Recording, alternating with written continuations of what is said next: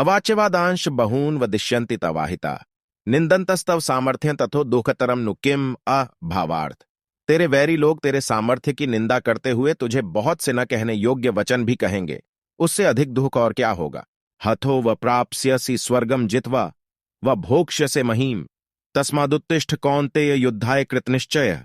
भावार्थ, या तो तू युद्ध में मारा जाकर स्वर्ग को प्राप्त होगा अथवा संग्राम में जीतकर पृथ्वी का राज्य भोगेगा।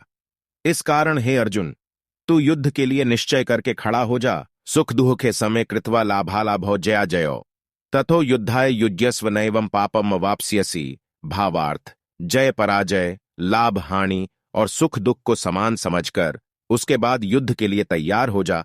इस प्रकार युद्ध करने से तू पाप को नहीं प्राप्त होगा। ऐशा ते विहिता सांख्य बुद्धिर्योगे त्विमा शृणु बुद्ध्या युक्तो ये पार्थ कर्म बंधम प्रहास्यसि। भावार्थ, हे पार्थ, यह बुद्धि तेरे लिए ज्ञानयोग के विषय में कही गई और अब तू इसको कर्मयोग के विषय में सुन। जिस बुद्धि से युक्त हुआ तू कर्मों के बंधन को भली भांति त्याग देगा, अर्थात सर्वथा नष्ट कर डालेगा। यनेहाभिक्रमणाशोस्ति प्रत्यवातो न विद्यते स्वल्पमप्यस्य धर्मस्य त्रायते महतो भयात।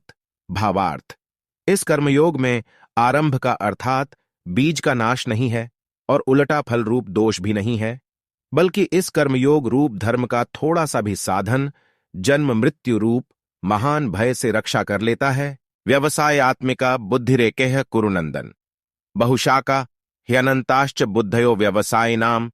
भावार्थ, हे अर्जुन, इस कर्मयोग में निश्चयात्मिका बुद्धि एक ही होती है, किंतु अस्थिर विचार वाले विवेकहीन सकाम मनुष्यों की बुद्धियां निश्चय ही बहुत भेदों वाली और अनंत होती हैं। यामिमा पुष्पिता वाचम प्रवदन्त्य विपश्चितः वेदवादरताः पार्थ नान्य दस्तीति वादिनः कामात्मानः स्वर्गपरा जन्म कर्म फल प्रदाम क्रिया विश्लेष बहुलां भोगैश्वर्य गतिम प्रति भोगैश्वर्य प्रसक्तानां तयापहृत चेतसाम।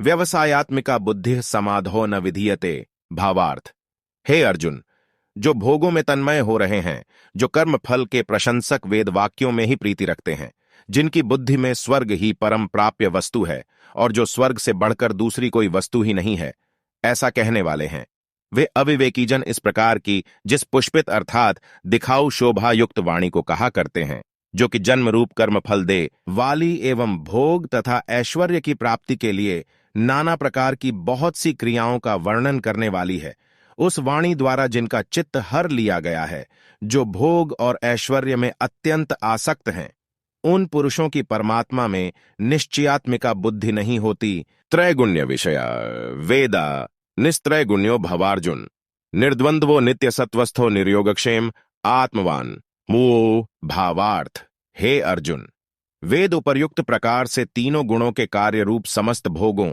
एवं उनके साधनों का प्रतिपादन करने वाले हैं। इसलिए तू उन भोगों एवं उनके साधनों में आसक्तिहीन, हर्ष शोकादि द्वंद्वों से रहित, नित्य वस्तु परमात्मा में स्थित योग, अप्राप्त की प्राप्ति का नाम योग है। क्षेम, प्राप्त वस्तु की रक्षा का नाम क्षेम है। को न चाहने वाला और स्वाधीन अंतःकरण वाला हो,